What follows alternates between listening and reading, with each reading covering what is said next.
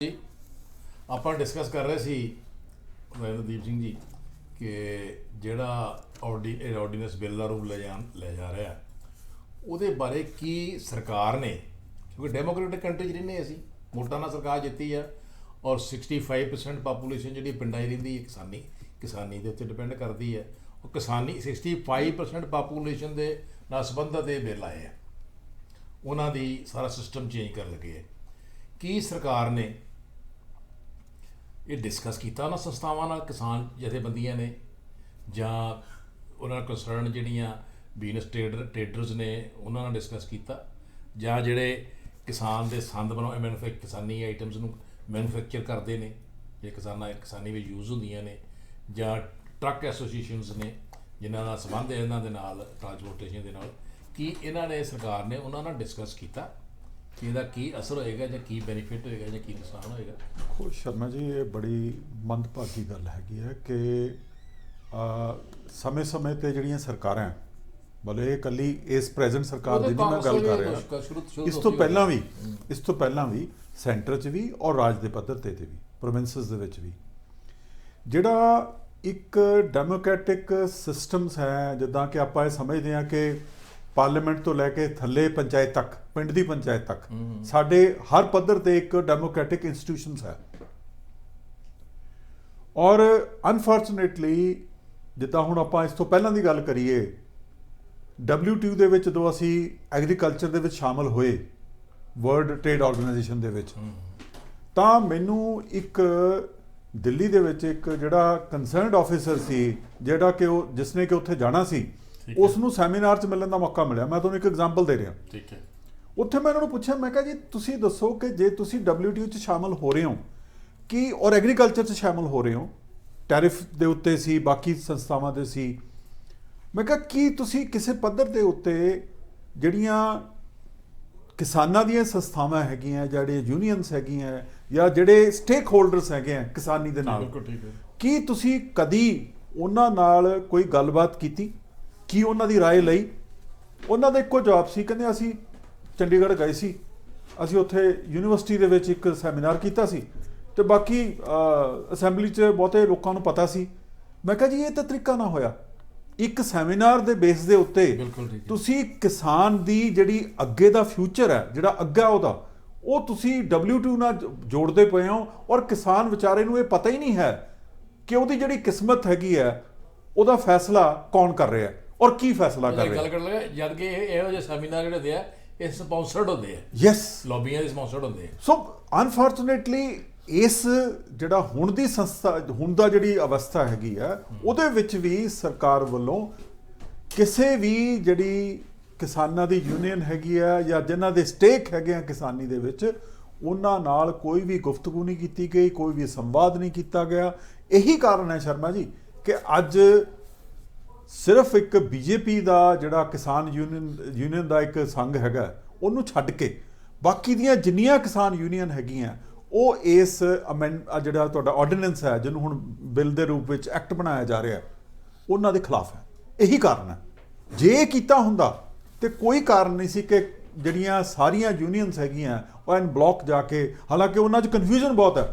ਇੱਕ ਧਿਰ ਜਿਹੜੀ ਹੈਗੀ ਹੈ, ਉਹਨਾਂ ਨੂੰ ਇਹ ਨਹੀਂ ਪਤਾ ਲੱਗ ਰਿਹਾ, ਲੀਡਰਸ਼ਿਪ ਦੇ ਵਿੱਚ ਕਮੀ ਹੈਗੀ ਆ, ਇੱਕ ਇਸ਼ੂਜ਼ ਦੀ ਕਮੀ ਹੈ, ਇੱਕ ਅੰਡਰਸਟੈਂਡਿੰਗ ਦੀ ਕਮੀ ਹੈਗੀ ਹੈ, ਕਿਉਂਕਿ ਇਹ ਬੜੇ ਟੈਕਨੀਕਲ ਇਸ਼ੂਜ਼ ਹੈ ਜਿਨ੍ਹਾਂ ਦੇ ਉੱਤੇ ਸਰਕਾਰ ਨੇ ਡਿਸੀਜ਼ਨ ਲੈ ਲਏ ਹੈ, ਔਰ ਲੋਕਾਂ ਨੂੰ ਨਾ ਤਾਂ ਐਜੂਕੇਟ ਕੀਤਾ, ਵੈਸੇ ਵੀ ਲੋਕ ਬਹੁਤੇ ਪੜ੍ਹੇ ਲਿਖੇ ਨਹੀਂ ਹੈ, ਪਰ ਸਰਕਾਰ ਵੱਲੋਂ ਵੀ ਇਹ ਤਈਆ ਨਹੀਂ ਕੀਤਾ ਗਿਆ, ਇਹ ਹਿੰਮਤ ਨਹੀਂ ਕੀਤੀ ਗਈ ਕਿ ਅਸੀਂ ਲੋਕਾਂ ਤੱਕ ਜਾਈਏ। ਔਰ ਮੈਂ ਜੇ ਇਸ ਨੂੰ ਸਮਝਾਂ ਤਾਂ ਮੇਰੇ ਖਿਆਲ ਇਹੀ ਕਾਰਨ ਹੈ ਕਿਉਂਕਿ ਉਹ ਜਿਹੜੇ ਡਿਸੀਜ਼ਨਸ ਲਏ ਜਾ ਰਹੇ ਲੋਕ ਪੱਖੀ ਨਹੀਂ ਹੈ। ਇਸੇ ਕਰਕੇ ਸਰਕਾਰ ਨੇ ਇਸ ਨੂੰ ਅਵੋਇਡ ਕੀਤਾ ਕਿ ਲੋਕਾਂ ਕੋਲ ਜੇ ਅਸੀਂ ਜਾਵਾਂਗੇ ਤੇ ਗੱਲ ਕੀ ਕਰਾਂਗੇ, ਕਿਉਂਕਿ ਅਸੀਂ ਉਹਨਾਂ ਦੇ ਕਿਹੜਾ ਪੱਖ ਦੀ ਕੋਈ ਗੱਲ ਕਰਨੀ। ਇਹਦੇ ਵਿੱਚ ਗੱਲ ਹੋਰ ਇੱਕ ਨਿਕਲ ਕੇ ਆਉਂਦੀ ਨਾ ਬਾਹਰ, ਵੇਖੋ ਵੀ ਸਰਕਾਰ ਕਹਿੰਦੀ ਜੇ ਅਸੀਂ ਡਿਸਕਸ ਕੀਤਾ, ਹਾਂਜੀ, ਇਹਨਾਂ 7 ਮੈਂਬਰੀ ਕੇ 5 ਮੈਂਬਰੀ ਚੀਫ ਮਿਨਿਸਟਰ ਜਿਹੜੇ ਕਮੇਟੀ ਬਣਾਈ ਸੀ, ਹਾਂਜੀ, ਜਿਹੜੇ ਐਗਰੀਕਲਚਰ ਦੇ ਡੋਮੀਨੇਟਿੰਗ ਸਟੇਟਸ ਨੇ, ਹਾਂਜੀ, ਉਹਦੇ ਵਿੱਚ ਚੀਫ ਮਿਨਿਸਟਰਸ ਨੂੰ ਹੈਡ ਬਣਾਇਆ। ਬਿਲਕੁਲ ਠੀਕ ਹੈ। ਜਦ ਕਿ ਪੰਜਾਬ ਦੇ ਜਿਹੜਾ ਡੋਮੀਨੇਟ ਕਰਦਾ ਐਗਰੀਕਲਚਰ ਦੇ ਵਿੱਚ, ਇਹਦੇ ਚੀਫ ਮਿਨਿਸਟਰ ਨੂੰ ਜਾਂ ਇਹਦੇ ਕੋਈ ਨੁਮਾਇੰਦੇ ਨੂੰ ਲਿਆ ਹੀ ਨਹੀਂ ਸੀ, ਨਹੀਂ ਲਿਆ ਗਿਆ, ਬਾਅਦ ਦੇ ਵਿੱਚ ਸ਼ਾਮਲ ਕੀਤਾ। ਠੀਕ ਹੈ ਨਾ। ਉਸ ਤੋਂ ਬਾਅਦ ਕੈਪਟਨ ਅਮਰਿੰਦਰ ਸਿੰਘ ਨੇ ਪ੍ਰੋਟੈਸਟ ਕੀਤਾ ਵੀ ਨਹੀਂ, ਤੁਸੀਂ ਸਾਨੂੰ ਤਾਂ ਲਿਆ ਹੀ ਨਹੀਂ। ਫਿਰ ਇਹਨੂੰ ਵੀ ਲੈ ਲਿਆ ਗਿਆ। ਔਰ ਬੰਬੇ ਦੇ ਵਿੱਚ ਇੱਕ ਉਹ ਮੀਟਿੰਗ ਹੋਈ, ਬਿਲਕੁਲ ਚੀਫ ਮਿਨਿਸਟਰਾਂ ਦੀ, ਬਿਲਕੁਲ, ਹਾਂਜੀ, ਉਹਦੇ ਵਿੱਚ ਸਾਰਾ ਡਿਸਕਸ ਕੀਤਾ ਗਿਆ। ਜਦ ਕਿ ਸਾਡੇ ਚੀਫ ਮਿਨਿਸਟਰ ਤਰ੍ਹਾਂ ਮਸ਼ਹੂਰ ਨੇ, ਉਹਨਾਂ ਜਾਣਾ ਹੀ ਨਹੀਂ ਕਿਤੇ। ਉਹਨਾਂ ਦੇ ਆਪਣੇ ਜਦੋਂ ਕੋਵਿਡ ਬਣੀ, ਜਿੱਦਾਂ ਇੱਕ ਮੋਦੀ ਸਾਹਿਬ ਦੀ ਦਾੜੀ ਵਧਾਈ ਹੈ ਵੀ ਉਹਨਾਂ ਨੂੰ ਡਰ ਲੱਗਦਾ ਜ਼ਿਆਦਾ ਕੋਵਿਡ ਤੋਂ, ਤੇ ਜਾਂ ਸਾਡੇ ਚੀਫ ਮਿਨਿਸਟਰ ਪੰਜਾਬ ਦੇ ਉਹਨਾਂ ਨੂੰ ਜ਼ਿਆਦਾ ਡਰ ਲੱਗਦਾ। ਉਹ ਕੋਠੀਆਂ ਬਾਹਰ ਨਹੀਂ ਨਿਕਲਦੇ, ਕਦੀ ਫਸੇ ਫਸਾਏ ਭਾਵੇਂ ਕਿਤੇ ਨਿਕਲ ਆਉਣ, ਤੇ ਉਹ ਮੋਦੀ ਸਾਹਿਬ ਸ਼ੇਪ ਨਹੀਂ ਕਰਦੇ ਕਿ ਟ੍ਰਿਮ ਕਰਕੇ ਬੜੀ ਦਾੜੀ ਬਣਾ ਕੇ ਰੱਖਦੇ ਸੀ। ਅੱਜ ਕੋਈ ਜਨਮ ਦਿਨ 'ਤੇ ਵੀ ਉਹਨਾਂ ਨੇ ਆਪਣੀ ਕੋਈ ਹੁਲੀਆ ਵਾਲੀ ਚੇਂਜ ਨਹੀਂ ਕੀਤਾ। ਹਾਂਜੀ, ਇੰਨਾ ਡਰ ਲੱਗਦਾ ਉਹਨਾਂ ਕੋਵਿਡ ਤੋਂ। ਤੇ ਸਾਡੇ ਮੁੱਖ ਮੰਤਰੀ ਸਾਹਿਬ ਗਏ ਨੇ ਸੁਖਬੀਰ ਸਿੰਘ ਬਾਦਲ, ਔਰ ਸੌਰੀ ਮਨਪ੍ਰੀਤ ਬਾਦਲ ਨੂੰ ਫਾਈਨੈਂਸ ਮਿਨਿਸਟਰ ਨੂੰ ਭੇਜਤਾ। ਹਾਂਜੀ, ਇਹ ਸਤੰਬਰ ਤੋਂ ਚੱਲ ਰਹੀਆਂ ਮੀਟਿੰਗਾਂ। ਠੀਕ ਹੈ। ਹਾਂਜੀ, ਆਫਟਰ ਆਲ ਉਹ ਪਹਿਲਾਂ ਉਸ ਤੋਂ ਪਹਿਲਾਂ ਏਜੰਡਾ ਜਿਹੜੇ ਹੋਏ ਸੀ, ਉਹ ਏਜੰਡੇ ਇਹਨਾਂ ਜਿਹੜੇ ਮਨਪ੍ਰੀਤ ਦਾ ਬਾਦਲ ਦਾ ਫਰਜ਼ ਬਣਦਾ ਸੀ ਪਹਿਲੇ ਇਸ ਤੋਂ ਜਿਹੜੀਆਂ ਮੀਟਿੰਗਾਂ ਹੋਈਆਂ ਉਹਦੇ ਏਜੰਡੇ ਕੀ ਹੋਏ ਸਨ। ਹਾਂਜੀ, ਉਹ ਮਨਪ੍ਰੀਤ ਬਾਦਲ ਚੁੱਪ ਹੈ ਬਿਲਕੁਲ ਹੀ। ਨਹੀਂ ਸ਼ਰਮਾ ਜੀ, ਇਹੀ ਗੱਲ ਤਾਂ ਸਾਬਤ ਕਰਦੀ ਹੈ। ਉਦੋਂ ਜਿਹੜਾ ਸਾਡੇ ਮੁੱਖ ਮੰਤਰੀ ਸਾਹਿਬ ਨੇ, ਅੱਜ ਉਹ ਗੱਲ ਬਾਹਰ ਆਈ ਵੀ ਮੁੱਖ ਮੰਤਰੀ ਨੂੰ ਪਤਾ ਸੀ ਲੇਕਿਨ ਉਹ ਮੁੱਕਰ ਰਿਹਾ। ਸ਼ਰਮਾ ਜੀ, ਇਹੀ ਗੱਲ ਤਾਂ ਸਾਬਤ ਹੁੰਦੀ ਹੈ ਜਦੋਂ ਇਹਨੇ ਸਿਟੀਜ਼ਨ ਅਮੈਂਡਮੈਂਟ ਐਕਟ ਆਇਆ, ਠੀਕ ਹੈ ਜੀ, ਉਦੋਂ ਵੀ ਇਹ ਗੱਲ ਚੱਲੀ ਸੀ ਕਿ ਜਦੋਂ ਇਸ ਨੂੰ ਪਾਸ ਕੀਤਾ ਗਿਆ ਸੀ, ਜਦੋਂ ਵਾਜਪਾਈ ਦੀ ਸਰਕਾਰ ਸੀ, ਠੀਕ ਹੈ, ਉਦੋਂ ਕਾਂਗਰਸ ਦਾ ਕੀ ਸਟੈਂਡ ਸੀ ਔਰ ਅੱਜ ਕੀ ਸਟੈਂਡ ਹੈ, ਠੀਕ ਹੈ। ਜਦੋਂ ਅਸੀਂ ਇਹਨਾਂ ਦੇ ਪ੍ਰੋਮੀਨੈਂਟ ਲੀਡਰਸ ਦੀਆਂ ਜਿਹੜੀਆਂ ਸਟੇਟਮੈਂਟਾਂ ਦੇਖੀਆਂ, ਪੁਰਾਣੀਆਂ ਤੇ ਹੁਣ ਨਵੀਆਂ, ਤਾਂ ਦੇਖਿਆ ਕਿ ਕਾਂਗਰਸ ਤਾਂ ਆਲਰੇਡੀ ਚਾਹੁੰਦੇ ਸੀ ਇਹ ਚੀਜ਼ ਹੋਣੀ। ਫਿਰ ਆਪਾਂ ਕੀ ਐਕਸਪੈਕਟ ਕਰਦੇ ਹੈਗੇ ਆ। ਬੜੀ ਵੱਡੀ ਕੰਟਰੋਵਰਸੀ ਚੱਲੀ ਜਦੋਂ ਇਹ ਜ਼ਮੀਨ ਦਾ ਆਇਆ ਸੀ, ਐਕਵਾਇਰਮੈਂਟ ਦਾ ਬਿੱਲ ਲਿਆਉਣ ਲੱਗੇ ਸੀ, ਤੇ ਆਪਣੇ ਰਾਹੁਲ ਗਾਂਧੀ ਨੇ ਉਹ ਬਿੱਲ ਨੂੰ ਪਾੜਤਾ। ਬਿਲਕੁਲ ਠੀਕ ਹੈ, ਬਿਲਕੁਲ ਬੜਾ ਲੋਕਾਂ ਨੂੰ ਔਰ ਉਹ ਰਾਹੁਲ ਗਾਂਧੀ ਦਾ ਮਜ਼ਾਕ ਉਡਾਇਆ ਗਿਆ ਸੀ ਉਸ ਟਾਈਮ। ਬਿਲਕੁਲ ਠੀਕ ਹੈ। ਪੀਏ ਜੀ ਇਹ ਵੇਖੋ ਜੀ ਆਪਣੀ ਸਰਕਾਰ ਦੇ ਮਤਲਬ ਖਿਲਾਫ ਸਭ ਤੋਂ ਜ਼ਿਆਦਾ ਬੀਜੇਪੀ ਨੇ ਮਜ਼ਾਕ ਉਡਾਇਆ ਸੀ। ਪੀਏ ਜੀ ਸਿੰਸੀਅਰ ਨਹੀਂ ਆਪਣਾ ਜੀ ਹੈ, ਜਦ ਕਿ ਉਹਨੇ ਉਦੋਂ ਉਹਨਾਂ ਲੋਕਾਂ ਦੀ ਗੱਲ ਕੀਤੀ ਸੀ। ਬਿਲਕੁਲ ਠੀਕ ਹੈ, ਪੀਏ ਨਹੀਂ ਹੋਣ ਦੇਣਾ, ਚਾਹੇ ਮੇਰੀ ਸਰਕਾਰ ਵੀ ਹੈ। ਔਰ ਉਹਨੂੰ ਇਹਨਾਂ ਨੇ ਬੜਾ ਕ੍ਰਿਟਿਸਿਜ਼ਮ ਉਹਨੂੰ ਫੇਸ ਕਰਨਾ ਪਿਆ। ਹਾਂਜੀ, ਔਰ ਅੱਜ ਦੀ ਡੇਟ ਤੱਕ ਫੇਸ ਕਰਨਾ ਪਾ ਰਿਹਾ। ਕੋਈ ਸਿਆਣਾ ਬੰਦਾ, ਸੈਂਸੀਬਲ ਬੰਦਾ ਨਹੀਂ ਉਹਨੂੰ ਡਿਫੈਂਸ ਕਰ ਸਕਿਆ ਵੀ ਨਹੀਂ ਵੀ ਉਹ ਬੰਦੇ ਨੇ ਠੀਕ ਕੀਤਾ ਸੀ, ਆਪਣੀ ਪਾਰਟੀ ਦੇ ਖਿਲਾਫ ਸਟੈਂਡ ਲਿਆ ਬੰਦੇ ਨੇ। ਲੇਕਿਨ ਅਸੀਂ ਉਸ ਚੀਜ਼ ਨੂੰ ਮਰਨ ਨਾ ਜਾਂਦੇ ਹੋਏ, ਲੇਕਿਨ ਅੱਜ ਪੋਲੀਟੀਕਲ ਪਾਰਟੀਆਂ ਜਦ ਮਨਮੋਹਨ ਸਿੰਘ ਹੋਰਾਂ ਦੇ ਵੇਲੇ ਦਾ ਇਹ ਕੰਮ ਸ਼ੁਰੂ ਹੋਇਆ। ਹਾਂਜੀ, MSP ਦਾ ਦੂਜਾ ਤੀਜਾ ਸਾਰਾ ਫ੍ਰੀ ਮਾਰਕੀਟਿੰਗ ਦਾ, ਮਾਰਕੀਟਿੰਗ ਅਬੈਲਿਸ਼ ਕਰਨ ਦਾ, WTO ਸਾਰਾ ਕੁਛ, ਔਰ ਵੱਡੇ ਸਰਮਾਇਆ ਕਾਰਪੋਰੇਟ ਸੈਕਟਰ ਦਾ ਇੰਟਰਫੇਸ ਆ ਗਏ। ਸ਼ਾਪਿੰਗ ਪਰਚੇਸਿੰਗ ਕਰਨ ਪਹਿਲਾਂ ਵੀ ਆਏ ਸੀ ਕਰਾਂ, ਪੰਜਾਬ ਵਿੱਚ ਆਏ ਸੀ, ਫ੍ਰੀ ਥੋੜਾ ਚੱਲੇ। ਇਹ ਤੇ ਜਿਹੜੀ ਵੱਡੇ ਕਾਰਪੋਰੇਟ ਹੈ ਤਾਂ ਕਈ ਚਿਰਾਂ ਤੋਂ ਪੰਜਾਬ ਦੇ ਉੱਤੇ, ਹਰਿਆਣੇ ਦੇ ਉੱਤੇ ਕੋਸ਼ਿਸ਼ ਕਰ ਰਹੇ ਸੀ, ਔਰ ਬਦਕਿਸਮਤੀ ਨਾਲ ਹੈ ਕਿ ਉੱਥੇ ਦਾ ਜਿਹੜਾ ਟਰਾਂਸਪੋਰਟ ਦਾ ਸਿਸਟਮ ਹੈ, ਤੇ ਕੋਈ ਤਾਂ ਇਹਨੂੰ ਅਲੈਜ ਕਰਦੇ ਆ ਵੀ ਇਹ ਟਰਾਂਸਪੋਰਟ ਮਾਫੀਆ ਹੈ। ਇੱਥੇ ਲਿਆਉਣਾ ਚਾਹੁੰਦਾ ਤੁਹਾਨੂੰ ਮੈਂ, ਤੇ ਉਹ ਅਲਟੀਮੇਟਲੀ ਉਹ ਟਰਾਂਸਪੋਰਟ ਮਾਫੀਆ, ਕਿਉਂਕਿ ਦੇਖੋ ਨਾ, ਇੱਕ ਮੰਡੀ ਤੋਂ ਦੂਜੇ ਮੰਡੀ ਭਾਵੇਂ ਉਹਦਾ 10 ਕਿਲੋਮੀਟਰ ਨਹੀਂ ਹੈ, ਉਹਨਾਂ ਨੇ 25 ਰੁਪਏ ਚਾਰਜ ਕਰਨੇ ਆ। ਉਹ ਅਡਵਾਨੀ ਉਹਨਾਂ ਦਾ ਇਹ ਸੀ ਕਿ 25 ਰੁਪਏ ਤਾਂ ਅਸੀਂ ਜਿਹੜਾ ਹੈਗਾ ਗੁਜਰਾਤ ਲੈ ਜਾਵਾਂਗੇ ਮਾਲ ਜਿਹਨੂੰ ਸਸਤੇ ਭਾਅ ਦੇ ਉੱਤੇ। ਪਰ ਕਿਉਂਕਿ ਇੱਥੇ ਜਿਹੜਾ ਟਰਾਂਸਪੋਰਟ ਜਿਹੜੀ ਲੌਬੀ ਸੀ ਉਹਦਾ ਕੰਟਰੋਲ ਹੈਗਾ ਸੀ, ਇਸ ਕਰਕੇ ਜਿਹੜੇ ਅਡਾਨੀ ਜਾਂ ਅਬਾਨੀ ਸੀ, ਉਹ ਪੰਜਾਬ ਦੇ ਵਿੱਚ ਜਿਹੜੀਆਂ ਆਪਣੀਆਂ ਫੂਡ ਪ੍ਰੋਡਕਟਸ ਹੈ, ਉਹ ਜਾਂ ਮੰਡੀਆਂ ਨੂੰ ਕੈਪਚਰ ਕਰਨ ਦਾ ਜਿਹੜਾ ਉਹਨਾਂ ਦਾ ਇੱਛਾ ਸੀ, ਉਹ ਪੂਰੀ ਨਹੀਂ ਹੋ ਸਕੀ। ਉਸ ਤੋਂ ਆਉਣਾ ਮੈਂ ਹੁਣ ਪਹਿਲਾਂ ਆਪਾਂ ਥੋੜਾ ਨੈਟਸ਼ਲ ਜਿਹਾ ਕਰ ਲਈਏ, ਤੇ ਉਸ ਤੋਂ ਬਾਅਦ ਆਪਾਂ ਆਉਣੇ ਕਿਸਾਨਾਂ ਵੱਲ ਅੱਜ। ਠੀਕ ਹੈ। ਤੇ ਵੀ ਜਿਹੜਾ 3 ਬਿੱਲ ਪਾਸ ਕੀਤੇ ਇਹਨਾਂ ਨੇ ਕੀਤੇ ਆ, ਇਹਦੇ ਆਰਥਿਕਤਾ ਤੇ ਕੀ ਅਸਰ ਪਏਗਾ? ਠੀਕ ਹੈ ਜੀ। ਇਹ ਕੀ ਆਉਣ ਵਾਲੇ ਸਮੇਂ 'ਚ ਹੈ ਕੀ ਚੀਜ਼ ਬਲਾ ਗਈ ਹੈ? ਇਹ ਥੋੜਾ ਸ਼ਾਰਟ ਜਿਹਾ ਸਮਝਾਓ। ਤੇ ਦੇਖੋ ਸ਼ਰਮਾ ਜੀ, ਜਿੱਦਾਂ ਆਪਾਂ ਹੁਣੇ ਗੱਲ ਕੀਤੀ ਹੈ ਕਿ ਜਿਹੜਾ ਮੌਜੂਦਾ ਪ੍ਰੋਕਿਉਰਮੈਂਟ ਸਿਸਟਮ ਹੈ, ਜਿਹਨੂੰ MSP ਰਜੀਮ ਕਹਿੰਦੇ ਆ, ਦੇਖੋ ਇਹ ਤਿੰਨੇ ਜਿਹੜੇ ਵੀ ਬਿੱਲ ਪੇਸ਼ ਕੀਤੇ ਗਏ ਆ, ਇਹਦੇ ਵਿੱਚ ਮੁੜ ਕੇ MSP ਦਾ ਲਫ਼ਜ਼ ਜਿਹੜਾ ਹੈਗਾ ਉਹ ਨਹੀਂ ਹੈਗਾ ਮੈਂਸ਼ਨ ਕੀਤਾ ਗਿਆ। ਬਿਲਕੁਲ ਠੀਕ ਹੈ, ਠੀਕ ਹੈ ਜੀ। ਹਾਲਾਂਕਿ ਪ੍ਰਾਈਮ ਮਿਨਿਸਟਰ ਵੱਲੋਂ ਟੈਲੀਵਿਜ਼ਨ ਤੇ ਅੱਜ ਮੈਂ ਸੁਣ ਰਿਹਾ ਸੀ, ਉਹਨਾਂ ਵੱਲੋਂ ਇਸ ਗੱਲ ਦੀ ਅਸ਼ੋਰੈਂਸ ਦਿੱਤੀ ਗਈ ਹੈ ਕਿ ਅਸੀਂ MSP ਨਹੀਂ ਖਤਮ ਕੀਤੀ, ਪਰ ਕਿਸੇ ਵੀ ਪੱਧਰ ਦੇ ਉੱਤੇ ਜਿਹੜੇ ਇਹ ਡਾਕੂਮੈਂਟਸ ਸਾਹਮਣੇ ਆਏ ਹੈ, ਇਹਦੇ ਵਿੱਚ ਇਸ ਚੀਜ਼ ਦਾ ਕੋਈ ਬੋਲਾਂ ਦੇ ਡਾਕੂਮੈਂਟਸ ਨੇ ਸ਼ੋਰਟ ਰਿਟਨ ਹੋਣੀ ਹੈ ਨਾ ਵੀ ਇਹ ਸ਼ੋਰ ਕੀਤਾ ਹੈ। ਹੁਣ ਗੱਲ ਇਹ ਹੈ ਕਿ ਜਿਹੜੀ ਚੀਜ਼ ਸਮਝਣ ਵਾਲੀ ਹੈ ਉਹ ਹੈ ਕਿ ਇਹ ਜਿਹੜੇ ਬਿੱਲਸ ਆਏ ਹੈ, ਜਿਹਨੂੰ ਲੋ ਮੈਂ ਤੁਹਾਨੂੰ ਪੜ੍ਹ ਦਿੰਦਾ। ਇੱਕ ਤਾਂ farmers produce trade and commerce promotion and facilitation ਜਿਹੜਾ ਹੈ ਬਿੱਲ ਹੈ। ਦੂਜਾ ਹੈਗਾ ਫਾਰਮਰਸ ਐਮਪਾਵਰਮੈਂਟ ਐਂਡ ਪ੍ਰੋਟੈਕਸ਼ਨ, ਜਿਹੜਾ ਹੈਗਾ agreement on price assurance and farm services ordinance 2020। ਇੱਕ ਹੈਗਾ ਐਸੈਂਸ਼ੀਅਲ ਕਮੋਡਿਟੀਜ਼ ਐਕਟ ਅਮੈਂਡਮੈਂਟ ਜਿਹੜਾ ਹੈ ਆਰਡੀਨੈਂਸ 2020 ਉਹਨੂੰ ਬਾਲਿਸ਼ ਕਰਨਾ। ਠੀਕ ਹੈ ਜੀ। ਸੋ ਇਹ ਤਿੰਨ ਹੈਗੇ ਆ ਜਿਨ੍ਹਾਂ ਦੇ ਉੱਤੇ ਜਿਹੜੀ ਸਰਕਾਰ ਹੈ ਕੰਮ ਕਰ ਰਹੀ ਹੈ। ਹੁਣ ਆਪਾਂ ਪਹਿਲੇ ਤੋਂ ਚੱਲਦੇ ਹਾਂ ਕਿ ਪਹਿਲੇ ਨੂੰ ਆਪਾਂ ਐਕਸਪਲੇਨ ਕਰਦੇ ਹਾਂ ਵੀ ਇਹਦਾ ਇੰਪੈਕਟ ਕੀ ਪਾਏਗਾ ਸ਼ਾਰਟ ਥੋੜਾ ਜਿਹਾ ਸ਼ਾਰਟਲੀ। ਦੇਖੋ ਜਿੱਦਾਂ ਆਪਾਂ ਪਹਿਲਾਂ ਗੱਲ ਕੀਤੀ ਹੈ ਕਿ ਐਮਐਸਪੀ ਕੀ ਹੈ, ਐਮਐਸਪੀ ਰਜੀਮ ਕੀ ਹੈ। ਉਹਦੇ ਵਿੱਚ ਇੱਕ ਮੰਡੀ ਸਿਸਟਮ ਹੈ। ਮੰਡੀ ਸਿਸਟਮ ਦੇ ਵਿੱਚ ਇੱਕ ਫਿਕਸਡ ਪ੍ਰਾਈਸ ਦੇ ਉੱਤੇ ਜ਼ਿਮੀਦਾਰ ਜਿਹੜਾ ਚੀਜ਼ ਲੈ ਕੇ ਆਏਗਾ, ਸਰਕਾਰ ਉਸ ਲਈ ਵਚਨਬੱਧ ਹੈਗੀ ਹੈ ਕਿ ਆਪਣੀਆਂ ਏਜੰਸੀਆਂ ਦੁਆਰਾ, ਭਾਵੇਂ ਸਟੇਟ ਦੀ ਏਜੰਸੀਆਂ ਭਾਵੇਂ ਸੈਂਟਰਲ ਦੀ ਏਜੰਸੀਆਂ, ਉਹ ਵਚਨਬੱਧ ਹੈ ਜ਼ਿਮੀਦਾਰ ਨੂੰ ਕਿ ਤੇਰੀ ਲੁੱਟ ਖਸੁੱਟ ਨਹੀਂ ਹੋਏਗੀ ਔਰ ਇਹ ਫਿਕਸ ਪ੍ਰਾਈਸ ਤੋਂ ਘੱਟ ਤੈਨੂੰ ਚੀਜ਼ ਨਹੀਂ ਵੇਚੀ ਜਾਏਗੀ ਜਾਂ ਸਰਕਾਰ ਨਹੀਂ ਖਰੀਦੇਗੀ। ਬਿਲਕੁਲ ਠੀਕ ਹੈ। ਠੀਕ ਹੈ ਜੀ। ਪਰ ਹੁਣ ਜਿਹੜਾ ਨਵਾਂ ਸਿਸਟਮ ਆਇਆ ਇਹਦੇ 'ਚ ਇਹਨਾਂ ਨੇ ਕੀ ਕੀਤਾ ਕਿ ਜਿਹੜਾ ਮੰਡੀ ਦਾ ਜਿਹੜਾ ਸਿਸਟਮ ਸੀ ਜਿਹਦੇ ਵਿੱਚ ਐਮਐਸਪੀ ਆਪਰੇਟ ਕਰਦੀ ਸੀ, ਉਹ ਉਹਨਾਂ ਨੇ ਇੰਟੈਕਟ ਰੱਖਿਆ, ਜਿਹਨੂੰ ਆਪਾਂ ਕਹਿੰਦੇ ਆ ਕਿ ਜਿਹੜੀ ਐਗਰੀਕਲਚਰ ਪ੍ਰੋਡਿਊਸ ਮਾਰਕੀਟਿੰਗ ਕਮੇਟੀਆਂ ਜਿਹੜੀਆਂ ਉਹਦੇ ਤਹਿਤ ਜਿਹੜੀਆਂ ਮੰਡੀਆਂ ਸਥਾਪਿਤ ਕੀਤੀਆਂ, ਉਹ ਜਿਹੜਾ ਸਿਸਟਮ ਹੈ ਉਹਨਾਂ ਨੇ ਅਬੈਂਡਨ ਨਹੀਂ ਕੀਤਾ। ਠੀਕ ਹੈ। ਮੇਬੀ ਕਿ ਸਰਕਾਰ ਦੇ ਵਿੱਚ ਮਨ ਦੇ ਵਿੱਚ ਡਰ ਹੋਏ ਕਿ ਜੇ ਅਸੀਂ ਇਸ ਨੂੰ ਅਬੈਂਡਨ ਕਰਦੇ ਹਾਂ ਤੇ ਹੋ ਸਕਦਾ ਸਾਨੂੰ ਰਿਐਕਸ਼ਨ ਬਹੁਤ ਮਿਲੇ, ਪਰ ਉਹਨਾਂ ਨੇ ਉਹਦੇ ਸਾਹਮਣੇ ਇੱਕ ਆਲਟਰਨੇਟਿਵ ਇੱਕ ਮਾਰਕੀਟਿੰਗ ਸਿਸਟਮ ਖੜਾ ਕਰਤਾ, ਜਿਹਦੇ ਵਿੱਚ ਜਿਹੜਾ ਪਰਚੇਜ਼ਰ ਹੈ ਉਹੀ ਮਿਲਰ ਹੈ, ਉਹੀ ਐਕਸਪੋਰਟਰ ਹੈ, ਉਹੀ ਰਿਟੇਲਰ ਹੈ, ਉਹੀ ਹੋਲਸੇਲਰ ਹੈ, ਉਹਦੇ ਕੋਲ ਹੀ ਸਾਰੀ ਤਾਕਤ ਹੈ। ਉਹ ਕਿਸੇ ਜਗ੍ਹਾ ਵਿੱਚ ਵੀ ਜਾ ਕੇ ਚੀਜ਼ ਖਰੀਦ ਸਕਦਾ, ਉਹਨੂੰ ਕਿਸੇ ਲਾਇਸੈਂਸ ਦੀ ਲੋੜ ਨਹੀਂ। ਸਿਰਫ ਇੱਕ ਜੇ ਉਹਦੇ ਕੋਲ ਪੈਨ ਕਾਰਡ ਹੈਗਾ ਤਾਂ ਉਹ ਕਿਸੇ ਵੀ ਮੰਡੀ 'ਚ ਜਾ ਕੇ ਖਰੀਦ ਕਰ ਸਕਦਾ। ਅੱਗੇ ਜਿੱਦਾਂ ਆਪਾਂ ਮੰਡੀਆਂ ਡੈਜ਼ਿਗਨੇਟ ਕੀਤੀਆਂ ਹੁੰਦੀਆਂ ਸੀ, ਤਕਰੀਬਨ 2000 ਮੰਡੀਆਂ ਜਿਹੜੀਆਂ ਪੰਜਾਬ 'ਚ ਆਪਰੇਟ ਹੁੰਦੀਆਂ ਸੀ। ਹਾਲਾਂਕਿ ਸਾਰੇ ਦੇਸ਼ 'ਚ ਇਸ ਵੇਲੇ 7000 ਮੰਡੀਆਂ, 2000 ਮੰਡੀਆਂ ਇਕੱਲੀਆਂ ਪੰਜਾਬ ਸੀ।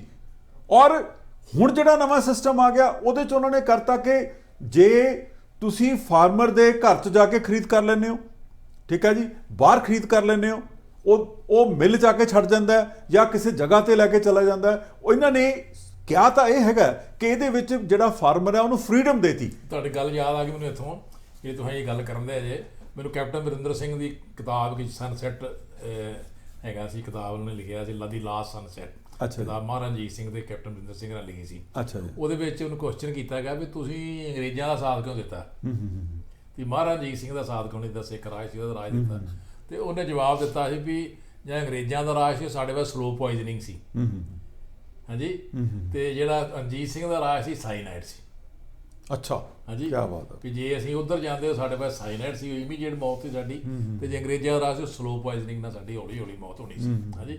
ਇਹ ਇੱਥੇ ਉਹ ਗੱਲ ਢੁੱਕ ਰਹੀ ਹੈ ਕੈਪਟਨ ਅਮਰਿੰਦਰ ਸਿੰਘ ਦਾ ਕਿਤਾਬ ਵਰਡ ਹੀ ਵੀ ਇਹਨਾਂ ਨੇ ਉਹ ਸਾਰਾ ਸਿਸਟਮ ਕਰਕੇ ਫ੍ਰੀ ਮਾਰਕੀਟ ਕਰਕੇ ਮਾਰਕੀਟਿੰਗ ਦਾ ਸਾਰਾ ਇੰਟਰਫੇਰੈਂਸ ਕਰਕੇ ਪੈਰਲ ਕਰਕੇ ਵੀ ਸਲੋ ਪੋਇਜ਼ਨਿੰਗ ਨਾਲ ਹੌਲੀ ਹੌਲੀ ਕਿਸਾਨੀ ਨੂੰ ਖਤਮ ਕੀਤਾ ਜਾਏਗਾ। ਹੁਣ ਦੇਖੋ ਕਿਹਾ ਤਾਂ ਇਹ ਜਾਂਦਾ ਹੈਗਾ, ਦੇਖੋ ਇਹਦੇ ਫਾਇਦੇ ਜਿਹੜੇ ਗਿਣਾਏ ਜਾਂਦੇ ਆ। ਇੱਕ ਤਾਂ ਕਿਹਾ ਜਾਂਦਾ ਕਿ ਜਿਹੜਾ ਫਾਰਮਰ ਹੈਗਾ, ਦੇਖੋ ਇਹਦਾ ਹੋਣਾ ਕੀ ਹੈ। ਦੇਖੋ ਇੱਕ ਸਿਸਟਮ ਜਿਹੜਾ ਪਹਿਲਾਂ ਮੰਡੀ ਦਾ ਸਿਸਟਮ ਚੱਲ ਰਿਹਾ ਜਿਹਦੇ 'ਚ ਐਮਐਸਪੀ ਰਜੀਮ ਹੈ, ਉਹਦੇ ਵਿੱਚ ਹੈ ਕਿ ਜਿਹੜਾ ਇੱਕ ਪ੍ਰੋਡਿਊਸ ਨੂੰ ਖਰੀਦਣ ਦੇ ਲਈ ਤੁਹਾਨੂੰ 8.5% ਦੇ ਟੈਕਸ ਦੇਣੇ ਪੈਂਦੇ। ਜੇ ਤੁਸੀਂ ਉਸ ਤੋਂ ਬਾਹਰ ਆਨੇ ਹੋ, ਜਿੰਨੇ ਆੜਤੀ ਹੈਗੇ ਜਾਂ ਕਮਿਸ਼ਨ ਏਜੰਟਸ ਹੈਗੇ ਆ, ਉਹ ਬਾਹਰ ਆ ਕੇ ਜਿਹੜਾ ਹੈਗਾ ਫੈਸਿਲਿਟੇਟ ਕਰਨਗੇ ਤਾਂ ਕਿ ਜਿਹੜੇ ਵੱਡੇ ਵਪਾਰੀ ਹੈਗੇ ਆ ਉਹਨਾਂ ਦੀ ਮਦਦ ਕਰਨ ਤਾਂ ਕਿ ਉਹ ਸਿਸਟਮ ਦਾ ਨਵਾਂ ਪਾਰਟ ਬਣਨ। ਜਿੱਦਾਂ ਸਾਹਿਬ ਸੁਖਬੀਰ ਸਿੰਘ ਬਾਦਲ ਨੇ ਆਪਣੇ ਪਾਰਲੀਮੈਂਟ 'ਚ ਕਿਹਾ ਹੈਗਾ ਵੀ ਇਹਦਾ ਜੀਓ ਸਿਸਟਮ ਵਾਲੀ ਗੱਲ ਹੈਗੀ ਆ, ਪਹਿਲਾਂ ਤੁਸੀਂ ਸਸਤੇ ਰੇਟ ਦੇ ਉੱਤੇ ਜੀਓ ਜਿਹੜੇ ਹੈਗੇ ਆ ਕਨੈਕਸ਼ਨ ਦੇ ਦਿਓ, ਜਦੋਂ ਤੁਹਾਡੀ ਮੋਨੋਪੋਲੀ ਮਾਰਕੀਟ 'ਚ ਐਸਟੈਬਲਿਸ਼ ਹੋ ਜੇ ਫਿਰ ਤੁਸੀਂ ਪੈਸੇ ਵੱਧ ਚਾਰਜ ਕਰਨੇ ਸ਼ੁਰੂ ਕਰ ਦਿਓ। ਸੇਮ ਚੀਜ਼ ਹੈਗੀ ਹੈ ਇੱਥੇ ਕਿ ਜਦੋਂ ਸਰਕਾਰ ਦਾ ਇੰਟਰਫੇਰੈਂਸ ਖਤਮ ਹੋ ਗਈ, ਠੀਕ ਹੈ, ਜਦੋਂ ਸਰਕਾਰ ਨੂੰ ਰੈਵਨਿਊ ਹੀ ਆਉਣਾ ਬੰਦ ਹੋ ਗਿਆ, ਜਿਹੜਾ ਮਤਲਬ 8% ਆਉਂਦਾ ਸੀ, ਜੇ ਆਉਣਾ ਬੰਦ ਹੋ ਗਿਆ, ਤੁਸੀਂ ਦੇਖੋ ਕਿ ਜਿਹੜਾ ਰੂਰਲ ਏਰੀਆ ਦੇ ਵਿੱਚ ਜਿਹੜਾ ਸੜਕਾਂ ਦਾ ਜਾਲ ਆਪਾਂ ਹਰ ਜਗ੍ਹਾ ਤੇ ਦੇਖਦੇ ਹਾਂ ਉਹ ਨਹੀਂ ਹੋਏਗਾ। ਜਿਹੜੀ ਰੂਰਲ ਡਿਵੈਲਪਮੈਂਟਸ ਜਿਹੜੇ ਕੰਮ ਹੋ ਰਹੇ ਸੀ, ਨਾਲੀਆਂ ਦਾ, ਸੜਕਾਂ ਦਾ, ਉਹ ਸਾਰਾ ਕੰਮ ਖਤਮ ਹੋ ਜਾਏਗਾ ਕਿਉਂਕਿ ਇੱਕ ਵੱਡਾ ਸੋਰਸ ਹੈਗਾ ਸੀ ਮੰਡੀ ਦੇ ਵਿੱਚੋਂ ਜਿਹੜਾ ਕਿ 3% ਦੇ ਕਰੀਬ ਜਿਹੜਾ ਸਰਕਾਰ ਲੈਂਦੀ ਸੀ। ਇਸੇ ਤਰੀਕੇ ਨਾਲ ਜਿਹੜਾ ਮਾਰਕੀਟ ਫੀਸ ਸੀ ਉਹ ਵੀ ਇੱਕ ਵੱਡਾ ਸੋਰਸ ਸੀ ਜਿਹੜਾ ਕਿ ਕਰੋੜਸ ਆਫ ਰੁਪੀਸ ਦੇ ਵਿੱਚ ਇਕੱਠਾ ਕੀਤਾ ਜਾਂਦਾ ਸੀ, ਜਿਹੜਾ ਕਿ ਹੁਣ ਬੰਦ ਹੋ ਜਾਏਗਾ। ਸਾਡੇ ਸਾਹਮਣੇ ਐਗਜ਼ਾਮਪਲ ਹੈ ਨਾ, ਜੀਐਸਟੀ ਦਾ ਨਾਲ ਕੀਤਾ ਤੇ ਜੀਐਸਟੀ ਦੇ ਪੰਜਾਬ ਗਵਰਨਮੈਂਟ ਦਾ 4.5 ਡਿਊ ਆ, 4.5 ਕਰੋੜ ਰੁਪਈਆ।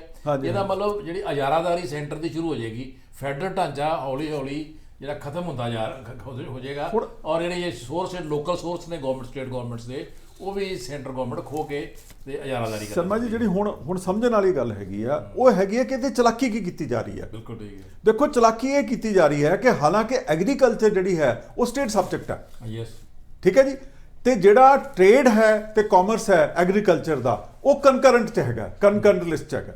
ਇਹਦੇ ਬਾਵਜੂਦ ਜਿਹੜੀ ਸੈਂਟਰਲ ਗਵਰਨਮੈਂਟ ਹੈ ਉਹਨਾਂ ਨੇ ਇਹ ਜਿਹੜੇ ਕਾਨੂੰਨ ਬਣਾਤੇ ਆ।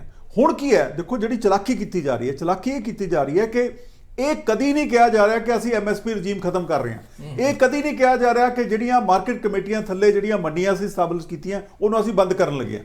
ਉਹ ਕਹਿੰਦੇ ਕਿ ਜਿਹੜੀ ਮੰਡੀ ਇਸ ਵੇਲੇ ਹੈ, ਜਿਹੜੀ ਮਾਰਕੀਟ ਕਮੇਟੀ ਥੱਲੇ ਚੱਲਦੀ ਹੈ, ਉਹ ਉਦਾਂ ਹੀ ਰਹੇਗੀ ਜਿੱਦਾਂ ਪਹਿਲਾਂ ਹੈਗੀ ਹੈ। ਪਰ ਕਿਉਂਕਿ ਫਾਈਨੈਂਸ਼ੀਅਲੀ ਇੱਕ ਜਿਹੜਾ ਜ਼ਿਮੀਂਦਾਰ ਹੈ ਉਹਨੂੰ ਇਹ ਪੈਸੇ ਜਿਹੜੇ ਆਪਾਂ ਗਿਣੇ ਹੈਗੇ ਆ, ਜਿਹੜੇ 8.5% ਉਹਨੇ ਦੇਣੇ ਆ, ਉਹ ਦੇਣੇ ਨਹੀਂ ਪੈਣਗੇ। ਉਹ ਆਟੋਮੈਟਿਕਲੀ ਜਿਹੜਾ ਮਾਰਕੀਟ ਕਮੇਟੀ ਦੀਆਂ ਮੰਡੀਆਂ ਉਹਨਾਂ ਨੂੰ ਛੱਡ ਕੇ ਉਹ ਤੋਂ ਬਾਹਰ ਆਏਗਾ। ਔਰ ਜਦੋਂ ਇੱਕ ਵਾਰੀ ਬਾਹਰ ਆ ਗਿਆ, ਠੀਕ ਹੈ, ਹੋ ਸਕਦਾ ਪਹਿਲੀ ਵਾਰ ਜਿਹੜਾ ਬਾਹਰਲਾ ਜਿਹੜਾ ਜ਼ਿਮੀਂਦਾਰ ਜਿਹੜਾ ਵਪਾਰੀ ਆਂਦਾ ਉਹਨੂੰ ਅੱਛੀ ਤਰ੍ਹਾਂ ਡੀਲ ਕਰੇ ਜ਼ਿਮੀਂਦਾਰ ਨੂੰ, ਠੀਕ ਹੈ। ਪਰ ਇਹ ਪੱਕੀ ਗੱਲ ਹੈਗੀ ਹੈ ਕਿ ਅਗਲੀ ਵਾਰ ਉਹਨਾਂ ਨੇ ਮਾਰਕੀਟ 'ਚ ਮੋਨੋਪੋਲੀ ਕਰ ਲੈਣੀ ਹੈ। ਜਿਹੜੇ ਛੋਟੇ ਜ਼ਿਮੀਂਦਾਰ ਹੈ ਜਿਨ੍ਹਾਂ ਦੀ ਮੈਜੋਰਿਟੀ ਹੈ, ਤਕਰੀਬਨ 70% ਜਿਹੜੇ ਹੈ ਛੋਟੇ ਜ਼ਿਮੀਂਦਾਰ ਹੈ, ਉਹਨਾਂ ਕੋਲ ਇੰਨੀ ਬਾਰਗੇਨਿੰਗ ਪਾਵਰ ਨਹੀਂ ਹੈਗੀ ਕਿ ਉਹ ਕੋਈ ਚੀਜ਼ ਡਿਕਟੇਟ ਕਰ ਸਕਣ। ਤੇ ਰਿਜ਼ਲਟ ਕੀ ਹੋਏਗਾ, ਜਿਹੜੇ ਬਾਹਰਲੇ ਵਪਾਰੀ, ਜਿਹੜੇ ਵੱਡੇ ਕਾਰਪੋਰੇਟ ਦੇ ਘਰਾਣੇ ਹੈਗੇ ਆ, ਜੋ ਕੁਝ ਉਹ ਫੈਸਲਾ ਕਰਨਗੇ, ਕਿਉਂਕਿ ਉਹਨਾਂ ਕੋਲ ਲਾਇਸੈਂਸ ਨਹੀਂ, ਉਹਨਾਂ ਨੂੰ ਕਿਸੇ ਕੰਡੀਸ਼ਨ ਨਹੀਂ ਹੈ। ਉਹਨਾਂ ਦੀਆਂ ਜਿਹੜੀਆਂ ਐਸੈਂਸ਼ੀਅਲ ਕਮੋਡਿਟੀਜ਼ ਐਕਟ ਥੱਲੇ ਜਿਹੜੀਆਂ ਸਟਾਕ ਦੀਆਂ ਪੋਜੀਸ਼ਨਸ ਹੈਗੀਆਂ ਸੀ ਕਿ ਤੁਸੀਂ ਸਟਾਕ ਇਹਨਾਂ ਰੱਖ ਸਕਦੇ ਹੋ, ਨਹੀਂ ਰੱਖ ਸਕਦੇ, ਉਹ ਵੀ ਖਤਮ ਹੋ ਗਿਆ। ਹੁਣ ਦੂਜਾ ਇਹ ਕਰਤਾ ਕਿ ਜਿਹੜੀ ਪ੍ਰਾਈਸ ਨਾਲ ਲਿੰਕ ਕਰਤਾ ਤੁਸੀਂ ਐਸੈਂਸ਼ੀਅਲ ਕਮੋਡਿਟੀਜ਼, ਲਾਈਕ ਜਿੱਦਾਂ ਵੈਜੀਟੇਬਲਸ ਹੈਗੀਆਂ, ਇਹਨੂੰ ਪੈਰਿਸ਼ੇਬਲ ਸਮਝਦੇ ਹੋ। ਜਿੰਨਾ ਚਿਰ ਇਹ 100% ਇਹਦੀ ਕੀਮਤ ਨਹੀਂ ਵਧਦੀ ਉਹਨਾਂ ਚਿਰ ਐਸੈਂਸ਼ੀਅਲ ਕਮੋਡਿਟੀ ਐਕਟ ਦੇ ਵਿੱਚ ਕੋਈ ਉਹ ਲਾਗੂ ਨਹੀਂ ਕੀਤਾ ਜਾਏਗਾ ਸਟਾਕਸ ਦੇ ਉੱਤੇ ਵੀ ਸਟਾਕਸ ਤੁਸੀਂ ਕਿੰਨਾ ਰੱਖ ਸਕਦੇ ਹੋ। ਸੇਮ ਵੇ 50% ਤੋਂ ਵੱਧ ਜਿੰਨਾ ਚਿਰ ਦਾਲਾਂ ਦੇ ਵਿੱਚ ਜਾਂ ਬਾਕੀ ਸੀਰੀਅਲ ਜਿਹੜੀਆਂ ਨਾਨ ਪੈਰਿਸ਼ੇਬਲ ਹੈ, ਜਿੰਨਾ ਚਿਰ ਉਹਦੇ ਵਿੱਚ ਉਹਦੀ ਪ੍ਰਾਈਸ ਦੇ ਵਿੱਚ ਜਿਹੜਾ ਇਨਕਰੀਜ਼ ਨਹੀਂ ਹੁੰਦਾ, ਉਹਨਾਂ ਚਿਰ ਐਸੈਂਸ਼ੀਅਲ ਕਮੋਡਿਟੀ ਐਕਟ ਦੀ ਜਿਹੜੀ ਉਹ ਧਾਰਾ ਹੈ, ਕਲੌਜ਼ 3 ਜਿਹੜੀ ਹੈਗੀ ਹੈ, ਜਿਹੜੀ ਕਿ ਸਟਾਕਸ ਦੀ ਲਿਮਿਟ ਲਗਾਉਂਦੀ ਹੈ, ਉਹ ਲਾਗੂ ਨਹੀਂ ਹੋਏਗੀ।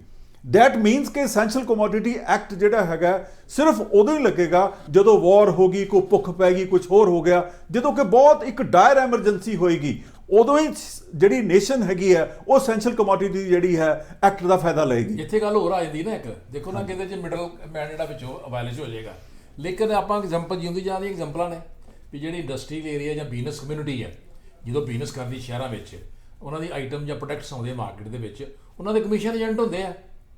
ਕੋਈ ਕੱਪੜਾ ਵੇਚਣਾ, ਉਹਨਾਂ ਗ੍ਰੇ ਵੇਚਣੀ ਚੀਜ਼, ਕੋਈ ਚੀਜ਼ ਜਾਂ ਇੰਡਸਟਰੀ ਦਾ ਪਾਰਟਸ ਵੇਚਣਾ, ਉਹਨਾਂ ਦੇ ਆਲਰੇਡੀ ਕਮਿਸ਼ਨ ਏਜੰਟ ਹੁੰਦੇ ਆ, ਔਰ ਉਹ ਕਮਿਸ਼ਨ ਮਿਲਦਾ ਉਹਨਾਂ ਨੂੰ ਦਿੰਦੇ ਆ। ਬਿਲਕੁਲ ਜੀ, ਜਦ ਉੱਥੋਂ ਨਹੀਂ ਉਹ ਬਾਇਲਿਸ਼ ਕਰ ਸਕੇ, ਡਾਇਰੈਕਟ ਨਹੀਂ ਕਰ ਸਕੇ, ਤੇ ਇੱਥੇ ਦੇ ਬੜਾ ਵੱਡੀ ਵਾਸਟ ਮਾਰਕੀਟ ਹੈ, ਰੂਰਲ ਏਰੀਏ ਤੱਕ 65% ਪਾਪੂਲੇਸ਼ਨ ਨੂੰ ਕਵਰ ਕਰਨਾ।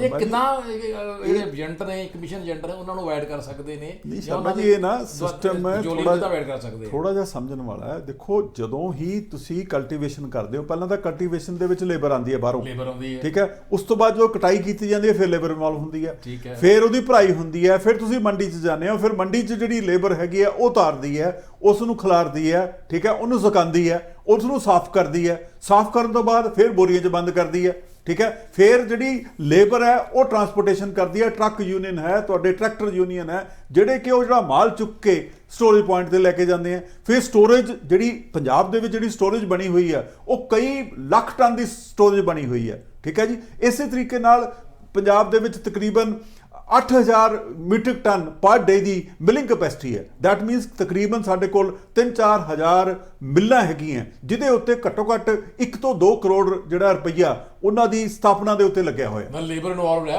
ਇਨਵੋਲਵਡ ਹੈ, ਇਹਨਾਂ ਨੇ ਸਾਰੇ ਇਸੇ ਤਰੀਕੇ ਨਾਲ ਟਿਊਬਲ ਲੱਗੇ ਹੋਏ ਆ, ਠੀਕ ਹੈ ਜੀ। ਮੈਂ ਤਾਂ ਇਹ ਰੈਫਰ ਕਰ ਰਿਹਾ ਕਿ ਜਿਹੜਾ ਇਸ ਵੇਲੇ ਨਿਜ਼ਾਮ ਚੱਲ ਰਿਹਾ ਸੀ MSP ਦਾ, ਉਹਦੇ ਨਾਲ ਕਿੰਨੀ ਲੋਕਾਂ ਦੀ ਫਾਈਨੈਂਸ਼ੀਅਲ ਜਿਹੜੀ ਇਨਵੈਸਟਮੈਂਟ ਹੋਈ ਹੋਈ ਹੈ। ਇਹਨਾਂ ਨੇ ਜਿਹੜੀ ਚੀਜ਼ ਲਿਆਉਣੀ ਹੈ, ਉਹ ਜਿਹੜੇ ਬਣ ਰਹੇ ਸੈਲੋ ਬਣ ਰਹੇ ਨੇ, ਜਾਂ ਨਿਊ ਟੈਕਨੋਲੋਜੀ ਲਿਆਉਣੀ ਇਹਨਾਂ ਨੇ, ਜਦ ਕਿ ਸਾਡੀ ਥਿਕ ਪਾਪੂਲੇਸ਼ਨ ਕੰਟਰੀ ਹੈ। ਬਿਲਕੁਲ ਜੀ, ਉਹ ਸਾਰੇ ਜਿਹੜੇ ਅਨਸਕਿਲਡ ਲੇਬਰ ਆ ਉਹ ਤੇ ਬੇਰੁਜ਼ਗਾਰ ਹੋ ਜਾਣਗੇ। ਬਿਲਕੁਲ ਠੀਕ ਹੈ, ਬਿਲਕੁਲ ਠੀਕ ਹੈ। ਮਸ਼ੀਨੀ ਜੋ ਕੰਮ ਚੱਲੇਗਾ, ਬੜੇ ਬੜੇ ਟਰਾਲਰਸ ਆਉਣਗੇ, ਉਹ ਮਸਲਾ ਚੁੱਕਣਗੇ, ਉਹ ਸਾਲਾਂ 'ਚ ਭਰ ਦੇਣਗੇ ਕਿੰਨੇ ਮੈਟਰ। ਅੱਜ ਗੱਲ ਕਰਦੇ ਇੱਕ ਬੰਦਾ ਵੀ ਕਿੰਨੇ ਇੱਕ ਮੈਟਰ ਦਾ ਕਿੰਨੇ ਲੱਖ ਬੋਰੀ ਆਉਂਦੀ ਹੈ, ਤੇ ਇਹਦਾ ਮਤਲਬ ਤੇ ਇਹ ਜਿੱਥੇ ਆਲਰੇਡੀ ਬੇਰੁਜ਼ਗਾਰੀ ਹੈ ਇਸ ਮੁਲਕ ਦੇ ਵਿੱਚ, ਤੇ ਇਹ ਹੋਰ ਪਾਸੇ ਇੱਕ ਸਟੈਪ ਲੈ ਲਿਆ। ਨਹੀਂ ਸ਼ਰਮਾ ਜੀ, ਇੱਕ ਹੋਰ ਐਸਪੈਕਟ ਵੀ ਹੈ। ਦੇਖੋ, ਜਦੋਂ ਪੰਜਾਬ ਦੇ ਵਿੱਚ ਗ੍ਰੀਨ ਰੈਵੋਲੂਸ਼ਨ ਲਿਆਂਦਾ ਗਿਆ, ਉਦੋਂ 2 ਚੀਜ਼ਾਂ ਚੱਲਦੀਆਂ ਸੀ। ਦੇਖੋ, ਕੇਂਦਰ ਦੀ ਸਰਕਾਰ ਹਮੇਸ਼ਾ ਹੀ ਡਿਮਾਂਡ ਕਰਦੀ ਸੀ ਕਿ ਸਾਨੂੰ ਤੁਸੀਂ ਅਨਾਜ ਪੈਦਾ ਕਰਕੇ ਦਿਓ, ਦਿੱਤਾ ਇਹਨਾਂ ਨੇ, ਔਰ ਉਸ ਨੂੰ ਇਨਸ਼ੋਰ ਕਰਨ ਲਈ MSP ਰਜੀਮ ਜਿਹੜਾ ਹੈ ਪੰਜਾਬ ਨੂੰ ਦਿੱਤਾ ਗਿਆ। But at the same time ਅੱਜ ਪੰਜਾਬ ਦੀ ਹਾਲਤ ਕੀ ਹੈ? ਪੰਜਾਬ ਜਿਹੜਾ ਹੈਗਾ ਹੁਣ ਰੇਗਿਸਤਾਨ ਬਣ ਗਿਆ, ਉੱਥੋਂ ਦੀ ਜਿਹੜੀ ਜ਼ਮੀਨ ਪਾਣੀ ਹੈ ਦਾ ਬੰਜਰ ਹੋ ਗਈ, ਖੋਇਆ ਦੀ ਕੋਸ਼ਿਸ਼ ਪਾਣੀ ਕਰਦੇ ਜਿਹੜਾ ਹੈਗਾ ਜ਼ਹਿਰੀਲਾ ਹੋ ਗਿਆ, ਠੀਕ ਹੈ, ਸਾਰਾ ਐਟਮੋਸਫੇਅਰ ਪੋਲੂਟਡ ਹੋ ਗਿਆ। ਤੁਸੀਂ ਦੇਖੋ ਜਦੋਂ ਹੁਣ ਜੋ ਪੈਡੀ ਦੀ ਇਹਨਾਂ ਨੇ ਕਟਾਈ ਕਰਨੀ ਹੈ, ਤੁਸੀਂ ਦੇਖੋ ਕਿ ਇੰਨੀ ਜ਼ਿਆਦਾ ਸਮੋਕ ਦੇ ਬੱਦਲ ਉੱਪਰ ਛਾਏ ਹੁੰਦੇ ਆ ਕਿ ਕਿੰਨਾ ਕਿੰਨਾ ਚਿਰ ਇਵਨ ਦਿੱਲੀ ਦੇ ਵਿੱਚ ਸਾਹ ਲੈਣਾ ਔਖਾ ਹੋ ਜਾਂਦਾ। ਬਾਕੀ ਦੇਸ਼ ਨੂੰ ਪਾਲਦੇ ਆਪਣਾ ਜਿਹੜਾ ਸਟੇਟ ਸੀ ਉਹ ਅਸੀਂ ਜ਼ਹਿਰੀਲਾ ਕਰ ਲਿਆ। ਹੁਣ ਦੇਖੋ ਸ਼ਰਮਾ ਜੀ, ਜਿਹੜੀ ਚੀਜ਼ ਦੇਖਣ ਵਾਲੀ ਹੈ ਕਿ ਇਸ ਤੋਂ ਬਾਅਦ ਅੱਜ ਜਦੋਂ ਜ਼ਿਮੀਦਾਰ ਨੂੰ ਇਹ ਲੱਗੇਗਾ ਕਿ ਜੋ ਕੁਝ ਮੈਂ ਹੁਣ ਤੱਕ ਇਨਵੈਸਟ ਕੀਤਾ ਐਗਰੀਕਲਚਰ ਦੇ ਹੋ ਗਿਆ। ਵਿੱਚ, ਠੀਕ ਹੈ ਜੀ, ਆਪਾਂ ਟਿਊਬਵੈਲ ਲਗਾਏ, ਆਪਾਂ ਕੰਬਾਈਨਾਂ ਲਿਆਂਦੇ ਆ, ਆਪਾਂ ਟਰੈਕਟਰ ਲਿਆਂਦੇ, ਠੀਕ ਹੈ, ਰਾਈਸ ਮਿੱਲਾਂ ਲਗਾਈਆਂ, ਸੰਦ ਲਿਆਂਦੇ ਨਿੱਕੇ ਠੀਕ ਹੈ ਜੀ, ਉਹ ਜਿਹੜੇ ਖੇਤੀਬਾੜੀ ਦੇ ਸੰਦ ਸੀ, ਠੀਕ ਹੈ, ਉਹ ਸਾਰੇ ਵਿਹਲੇ ਹੋ ਗਏ। ਉਹ ਸੰਦ ਵਿਹਲੇ ਹੋ ਗਏ। ਹੁਣ ਜਿਹੜੀ ਇੰਡਸਟਰੀ ਛੋਟੀ ਸਮਾਲ ਸਕੇਲ ਇੰਡਸਟਰੀ ਸੀ ਜਿਹੜੀ ਉਹ ਬਣਾਉਂਦੀ ਸੀ ਜਿਹੜੀ ਐਗਰੀਕਲਚਰ ਟੂਲਸ ਬਣਾਉਂਦੇ ਸੀ, ਛੋਟੇ ਕਸਬਿਆਂ ਛੋਟੇ ਸ਼ਹਿਰਾਂ 'ਚ ਬਣਾਉਂਦੇ ਸਨ। ਪਰ ਫਿਰ ਮੋਗੇ ਦੀ ਜਿਸ ਤਰ੍ਹਾਂ ਹੋਈ ਜਾਂ ਤੁਹਾਡੇ ਸਮਰਾਲੇ ਲੱਗੇ ਜਾਂ ਤਰਨਤਾਰਨ ਨਾ ਦੁਰਾਹੇ ਵੀ ਹੈ ਤੁਹਾਡੇ, ਉਹ ਸਾਰੀ ਇੰਡਸਟਰੀ ਅੱਗੇ ਆਲਰੇਡੀ ਪੰਜਾਬ ਦੀ ਇੰਡਸਟਰੀ ਖਤਮ, ਉਹ ਵੀ ਸਤਿਆਨਾਸ਼ ਹੋ ਜਾਏਗਾ। ਬਿਲਕੁਲ। ਹੁਣ ਚਲੋ ਜੀ, ਹੁਣੇ ਆਪਾਂ ਜਿਹੜਾ ਹੁਣੇ ਸਾਰਾ ਕੁਝ ਹੋਇਆ, ਹੁਣ ਕਿਸਾਨ ਕਿਉਂਕਿ ਹੱਕ ਦੇ ਡਾਕਾ ਦੇ ਵਜ੍ਹਾ ਕਿਸਾਨਾਂ ਦੇ, ਮੈਂ ਸਮਝਦਾ ਇੱਕ ਪੰਜਾਬ ਦੇ ਕਿਸਾਨ ਨੂੰ ਕਤਲ ਕਰ ਦਿੱਤਾ ਗਿਆ। ਬਿਲਕੁਲ ਠੀਕ ਹੈ। ਹਾਲਾਂਕਿ ਮੈਂ ਐਜ਼ ਏ ਜਰਨਲਿਸਟ ਮੇਰਾ ਇਹ ਸ਼ਬਦ ਨਹੀਂ ਬਣਦੇ ਵਰਤਨੇ, ਕਿਉਂਕਿ ਸਿਆਸੀ ਬੰਦੇ ਵਰਤ ਸਕਦੇ ਆ, ਲੇਕਿਨ ਮੈਂ ਪੰਜਾਬੀ ਹਾਂ, ਕਿਸਾਨਾਂ ਦੇ ਬੇਟੇ ਆ, ਪਿੰਡਾਂ 'ਚੋਂ ਜੰਮ ਪਲਿਆ। ਇੱਕ ਸਾਨੂੰ ਵੀ ਤਕਲੀਫ ਹੁੰਦੀ ਹੈ ਜਦੋਂ ਸਾਡੇ ਬਜ਼ੁਰਗਾਂ ਦੇ, ਸਾਡੀ ਸੁਸਾਇਟੀ ਦੇ, ਸਾਡੇ ਸਮਾਜ 'ਤੇ ਇਹ ਡਾਕਾ ਵੱਜਦਾ, ਤੇ ਸਾਡਾ ਵੀ ਫਰਜ਼ ਬਣਦਾ ਵੀ ਅਸੀਂ ਆਵਾਜ਼ ਉਠਾਈਏ। ਬਿਲਕੁਲ। ਇੱਕ ਪਾਸੇ ਤੇ ਜਿਹੜਾ ਸਾਡਾ ਗੋਦੀ ਮੀਡੀਆ ਉਹ ਤੇ ਜਿਹੜਾ ਵੱਡਾ ਇਸ਼ੂ ਚੁੱਪ ਕਰਕੇ ਬੈਠਾ। ਬਿਲਕੁਲ ਠੀਕ ਹੈ। ਲੇਕਿਨ ਜਿਹੜੇ ਅਸੀਂ ਲੋਕ ਆ, ਜਿਹੜੇ ਸੋਸ਼ਲ ਮੀਡੀਆ ਜਾਂ ਅਸੀਂ ਵਿਦੇਸ਼ਾਂ 'ਚ ਬੈਠੇ ਆ, ਸਾਡਾ ਤੇ ਫਰਜ਼ ਬਣਦਾ ਵੀ ਅਸੀਂ ਇਹ ਆਵਾਜ਼ ਨੂੰ ਉਠਾਈਏ। ਲੇਕਿਨ ਦੂਸਰੇ ਪਾਸੇ ਕਿਸਾਨ ਜਿਹੜੇ ਪ੍ਰੋਟੈਸਟ ਕਰ ਰਹੇ ਆ, ਮੁਜ਼ਾਹਰਾ ਕਰ ਰਹੇ ਨੇ, ਸੜਕਾਂ ਦੇ ਰਸਤੇ ਬੰਦ ਕੀਤੇ ਆ, ਉਹ ਦੱਸੋ ਮੈਨੂੰ ਵੀ ਉਹ ਜਿਹੜੇ ਪ੍ਰੋਟੈਸਟ ਕਰ ਰਹੇ ਆ ਉਹਨਾਂ ਨੂੰ ਕੀ ਦਿਸ਼ਾ ਮਿਲੇਗੀ? ਹਾਂਜੀ, ਕਿਉਂਕਿ ਪੋਲੀਟੀਕਲ ਪਾਰਟੀਆਂ ਆਪਣੀਆਂ ਰੋਟੀਆਂ ਸੇਕਣ ਤੇ ਲੱਗੀਆਂ, ਉੱਤੇ ਬਾਅਦ ਚ ਆਉਣੇ ਇੱਕ ਪੁਆਇੰਟ ਤੇ। ਲੇਕਿਨ ਪਹਿਲਾਂ ਇਹ ਦੱਸੋ ਵੀ ਜਿਹੜਾ ਕਿਸਾਨ ਪ੍ਰੋਟੈਸਟ ਕਰ ਰਹੇ ਨੇ, ਕੀ ਕਿਤੇ ਇਹ ਹੋਰਨਾਂ ਏਜੰਸੀਆਂ ਦੇ ਹੱਥੇ ਤੇ ਨਹੀਂ ਚੜ ਜਾਣਗੇ? ਦੇਖੋ ਲੈਸ ਤਾਂ ਨਹੀਂ ਹੋ ਜਾਣਗੇ? ਦੇਖੋ ਜਾਂ ਜਿਸ ਤਰ੍ਹਾਂ ਪੰਜਾਬ ਨੇ ਅੱਗੇ ਕਾਲੇ ਦਿਨ ਹਟਾਏ ਨੇ 1984 ਚ, ਕਿਤੇ ਇਹੋ ਜਿਹਾ ਵਾਤਾਵਰਨ ਪੈਦਾ ਤਾਂ ਨਹੀਂ ਹੋ ਜਾਏਗਾ ਜੇ ਏਜੰਸੀਆਂ ਵਿੱਚ ਇਨਫਲੇਟ ਕਰ ਜਾਣਗੀਆਂ ਜਾਂ ਕੋਈ ਐਸੀਆਂ ਫੋਰਸਿਸ ਆ ਜਾਣਗੀਆਂ ਵੀ ਜਿਹੜੀਆਂ ਇਹਨੂੰ ਦਿਸ਼ਾਹੀਨ ਕਰ ਦੇਣ, ਬਜਾਏ ਕਿ ਜਿਹੜਾ ਇਹ ਆਪਣੇ ਹੱਕਾਂ ਵਾਸਤੇ ਲੜ ਰਹੇ ਆ, ਜਾਂ ਕੋਈ ਐਸੀ ਮੂਵਮੈਂਟ ਆਏਗੀ ਕਿ ਜਿਹੜੀ ਇਹ ਅਲਖ ਜਗਾਏਗੀ ਪੰਜਾਬ ਤੋਂ ਹੋਰ ਸਾਰੇ ਦੇਸ਼ ਦੇ ਵਿੱਚ, ਕਿਉਂਕਿ 65% ਲੋਕਾਂ ਦੇ ਹੱਕਾਂ 'ਤੇ ਡਾਕਾ ਹੈ, ਵੀ ਇੱਕ ਨਵੀਂ ਰਾਹ ਮਿਲੇਗੀ, ਨਵੀਂ ਦਿਸ਼ਾ ਮਿਲੇਗੀ ਦੇਸ਼ ਨੂੰ, ਦੇਸ਼ ਦੀ ਮੇਜਰ ਪਾਪੂਲੇਸ਼ਨ ਨੂੰ। ਇਹਦੇ ਬਾਰੇ ਦੱਸੋ ਕੁਛ।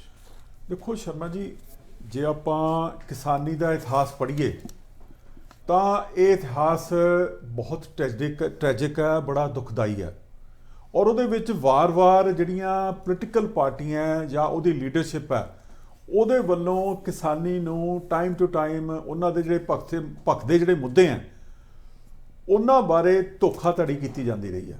ਇਹ ਫੈਕਟ ਹੈ, ਇਹ ਇੱਕ ਕਹਿ ਲਓ ਵੀ ਇੱਕ ਹਿਸਟਰੀ ਦਾ ਪਾਰਟ ਹੈ। ਨੀਲ ਦੀ ਖੇਤੀ ਜਿਹਦੀ ਹੋਈ ਸੀ, ਇਤਿਹਾਸ ਆਪਾਂ ਨੂੰ ਯਾਦ ਕਰ ਲੈਣਾ ਚਾਹੀਦਾ। ਬਿਲਕੁਲ ਖੇਤੀ ਦਾ ਇਤਿਹਾਸ ਲੈਂਦਾ ਸੀ। ਜਿਹੜੀਆਂ ਵੀ ਪੇਜ਼ੈਂਟਸ ਮੂਵਮੈਂਟ ਚੱਲੀਆਂ ਹੈਗੀਆਂ, ਉਹ ਅਲਟੀਮੇਟਲੀ ਖਤਮ ਹੋਈਆਂ, ਮੱਧਮ ਪੈ ਗਈਆਂ।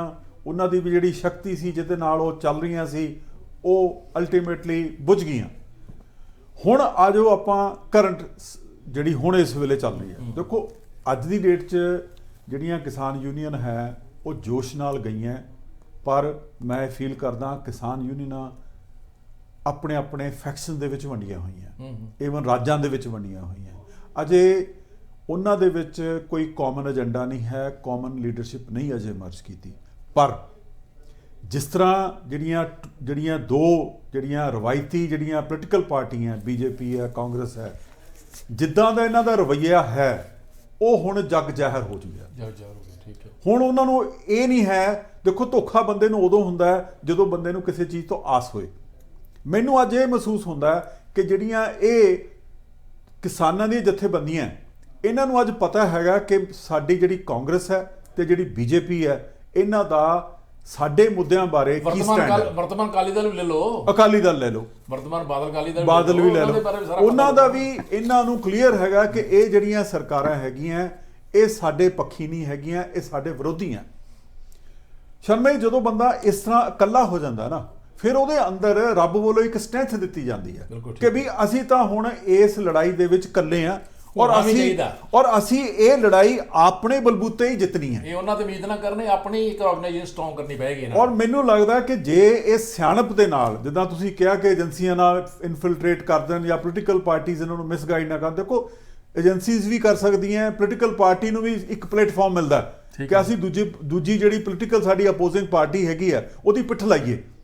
ਪਰ ਇਹਦੇ ਵਿੱਚ ਹੁਣ ਡਿਪੈਂਡ ਕਰਦਾ ਕਿ ਜਿਹੜੀਆਂ ਕਿਸਾਨਾਂ ਦੀ ਯੂਨੀਅਨਸ ਹੈਗੀਆਂ ਉਹ ਕਿੰਨੀ ਕੁ ਸਿਆਣਪ ਨਾਲ ਅੱਗੇ ਵਧਦੀਆਂ। ਜੇ ਉਹ ਸਿਆਣਪ ਦਿਖਾਣਗੀਆਂ, ਜਿੰਨੀ ਕੁ ਸਿਆਣਪ ਦਿਖਾਣਗੀਆਂ, ਤੁਹਾਡੇ ਉਹਦੇ ਮੁਤਾਬਕ ਹੀ ਰਿਜ਼ਲਟ ਆਣੇ ਆ। ਜਾਂ ਕਹਿ ਲਓ ਕਿ ਜਿਹੜੀਆਂ ਆਪਣੀਆਂ ਰਵਾਇਤੀ ਪੋਲੀਟੀਕਲ ਪਾਰਟੀਆਂ ਇਹਨਾਂ ਦੀ ਕਿੰਨੀ ਕੁ ਲੋੜ ਹੈ। ਦੇਖੋ ਇਹਨਾਂ ਨੂੰ ਵੀ ਤਾਂ ਵਰਤਿਆ ਜਾਂਦਾ ਹੈ ਨਾ। ਦੇਖੋ ਜਿਹੜੀਆਂ ਕਿਸਾਨ ਯੂਨੀਅਨਾਂ ਹੈਗੀਆਂ ਟਾਈਮ ਟੂ ਟਾਈਮ, ਜਿਹੜੀਆਂ ਪੋਲੀਟੀਕਲ ਪਾਰਟੀਆਂ ਹੈਗੀਆਂ ਜਿਨ੍ਹਾਂ ਨਾਲ ਵੀ ਇਹਨਾਂ ਦੀ ਐਫੀਲੀਏਸ਼ਨ ਹੁੰਦੀ ਹੈ, ਭਾਵੇਂ ਲੈਫਟ ਵਾਲਿਆਂ ਨਾਲ ਹੈ, ਭਾਵੇਂ ਰਾਈਟ ਨਾਲ ਹੈ, ਭਾਵੇਂ ਅਲਟਰਾ ਰਾਈਟ ਨਾਲ ਹੈਗਾ, ਇਹ ਜਿਹੜੀਆਂ ਯੂਨੀਅਨਾਂ ਹੈਗੀਆਂ ਇਹ ਆਫਟਰ ਆਲ ਕਿਸੇ ਨਾ ਕਿਸੇ ਪੋਲੀਟੀਕਲ ਪਾਰਟੀ ਨਾਲ ਜੁੜੀਆਂ ਹੁੰਦੀਆਂ। ਮੈਂ ਇੱਥੇ ਤੁਹਾਡੇ ਗੱਲ ਕਰਨ ਲੱਗਾ ਵੀ ਇੱਥੇ ਇੱਕ ਗੱਲ ਤਾਂ ਨਿਕਲ ਕੇ ਬਾਹਰ ਆ ਗਈ ਨਾ ਵੀ ਜਦੋਂ ਯੂਨੀਅਨਾਂ ਨੇ, ਕਿਸਾਨ ਯੂਨੀਅਨਾਂ ਨੇ ਜਾਂ ਲੇਬਰ ਯੂਨੀਅਨਸ ਨੇ ਸੜਕਾਂ 'ਤੇ ਆਈਆਂ, ਉਹਦੇ ਵਿੱਚ ਇੱਕ ਚੀਜ਼ ਤੇ ਕਿਸਾਨ ਯੂਨੀਅਨ ਦੀ ਜਿੱਤ ਹੋਈ ਹੈ ਨਾ ਵੀ ਜਿਹੜੀ ਪੋਲੀਟੀਕਲ ਪਾਰਟੀਆਂ ਨੂੰ ਮਜਬੂਰ ਕਰਤਾ ਕਿ ਉਹ ਉਹਨਾਂ ਦੀ ਬੋਲੀ ਬੋਲਣ ਪਾਰਲੀਮੈਂਟ ਦੇ ਵਿੱਚ। ਬਿਲਕੁਲ ਠੀਕ, ਹਾਂਜੀ, ਜਦ ਕਿ ਨਹੀਂ ਡੁਪਲੀਕੇਟ ਜੀ ਬੋਲੀ ਬੋਲਦੇ ਹੁੰਦੇ ਸੀ, ਕਾਂਗਰਸ ਵੀ ਵਿੱਚ ਸੀ ਜਾਂ ਅਕਾਲੀ ਦਲ ਵੀ ਹੁੰਦਾ। ਅਕਾਲੀ ਦਲ ਤੇ ਅੱਜ ਤੋਂ 3 ਮਹੀਨੇ ਪਹਿਲਾਂ ਉਹ ਸਰਕਾਰ ਦੀ ਬੋਲੀ ਬੋਲਦਾ ਰਿਹਾ।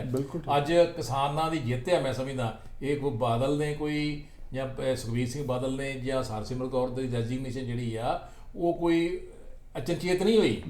ਉਹ ਕੰਪੈਲ ਕੀਤਾ ਉਹਨਾਂ ਦੀ ਮਜਬੂਰੀ ਨਾਲ ਕਿਸਾਨਾਂ ਨੇ ਵੀ ਸਾਨੂੰ ਇਹਨਾਂ ਪਿੰਡਾਂ 'ਚ ਨਹੀਂ ਵੜਨਾ ਕਿਉਂਕਿ ਅਸੀਂ ਸੋ ਕਾਲਡ ਇਹਨਾਂ ਦੇ ਲੋਕਾਂ ਦੇ ਨੁਮਾਇੰਦੇ ਘੋਣੇ ਆ ਪਾਰਲੀਮੈਂਟ ਜਾਂ ਡੈਮੋਕ੍ਰੈਟਿਕ ਸਿਸਟਮ ਦੇ ਵਿੱਚ।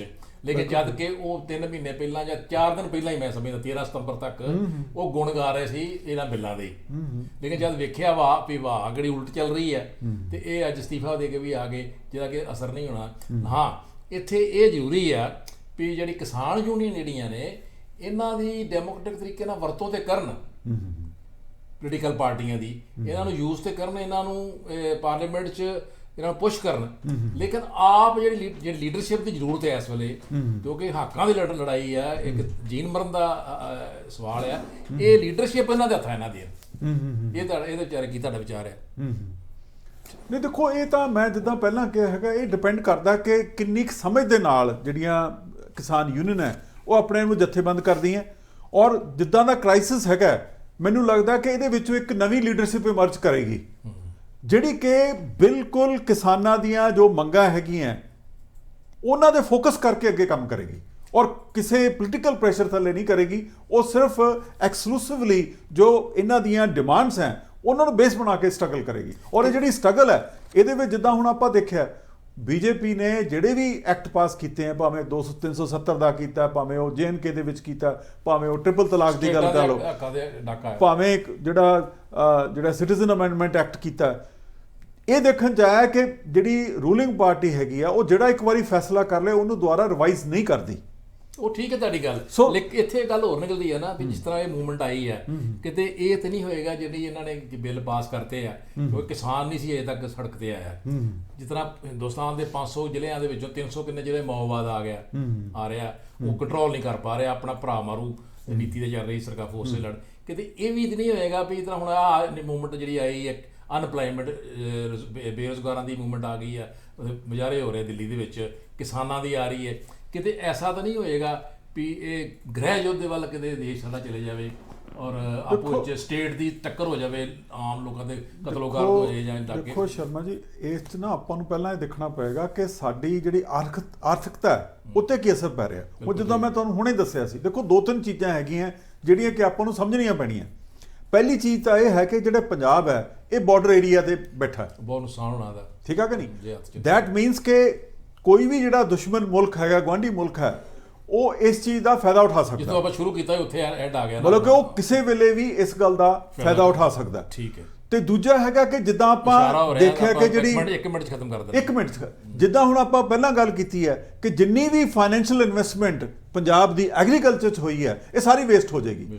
ਔਰ ਉਸ ਦੇ ਰਿਸਪੌਂਸ ਦੇ ਵਿੱਚ ਜਦੋਂ ਲੋਕਾਂ ਕੋਲ ਨਾ ਕੋਈ ਰੁਜ਼ਗਾਰ ਮਿਲਿਆ ਤਾਂ ਕੋਈ ਵੀ ਜਿਹੜੀ ਜਥੇਬੰਦੀ ਹੈਗੀ ਹੈ ਉਹ ਜਿਹੜਾ ਹੈਗਾ ਵਾਇਲੈਂਟ ਰੂਪ ਲੈ ਸਕਦੀ ਹੈ। ਮੈਂ ਇਸ ਚੀਜ਼ ਨੂੰ ਡਿਨਾਈ ਨਹੀਂ ਕਰਦਾ। ਮੇਰਾ ਖਿਆਲ ਹੈ ਕਿ ਜਿੱਦਾਂ ਇਸ਼ਾਰਾ ਹੋ ਗਿਆ ਤੇ ਆਪਾਂ ਤੇ ਇਹੀ ਉਮੀਦ ਕਰਾਂ ਪਗੜੀ ਸੰਭਾਲ ਜੱਟਾ, ਬਿਲਕੁਲ ਠੀਕ, ਮੁੱਕ ਲੁੱਟ ਲਿਆ ਮਾਲ ਤੇਰਾ, ਆਪਾਂ ਹੁਣ ਮੌਕੇ ਲੋੜ ਹੈ, ਆਪਣੀ ਪਗੜੀ ਸੰਭਾਲਣ ਦੀ ਲੋੜ ਆ ਤੇ ਇਕੱਠੇ ਹੋਣ ਦੀ ਲੋੜ ਆ ਤੇ ਇਹ ਸਬਕ ਸਿਖਾਉਣ ਦੀ ਲੋੜ ਆ। ਇਹਨਾਂ ਦੀ ਸਮਝ ਤੇ ਹੈ ਸਰਮਾਇਆ ਦਾ ਇਹ ਜਿਹੜੀਆਂ ਯੂਨੀਅਨ ਹੈ ਨਾ, ਕਿਸਾਨ ਯੂਨੀਅਨ, ਇਹਨਾਂ ਦੀ ਸਮਝ ਤੇ ਹੈ ਕਿ ਕਿੰਨੀ ਸਿਆਣਪ ਦੇ ਨਾਲ ਇਸ ਕ੍ਰਾਈਸਿਸ ਚੋਂ ਬਾਹਰ ਆਉਂਦੀ ਹੈ। ਬਾਹਰ ਨਿਕਲਦੇ। ਬਹੁਤ ਬਹੁਤ ਮਿਹਰਬਾਨੀ। ਸਤਿ ਸ਼੍ਰੀ ਅਕਾਲ ਜੀ, ਥੈਂਕ ਯੂ ਜੀ, ਥੈਂਕ ਯੂ, ਸਤਿ ਸ਼੍ਰੀ ਅਕਾਲ ਜੀ।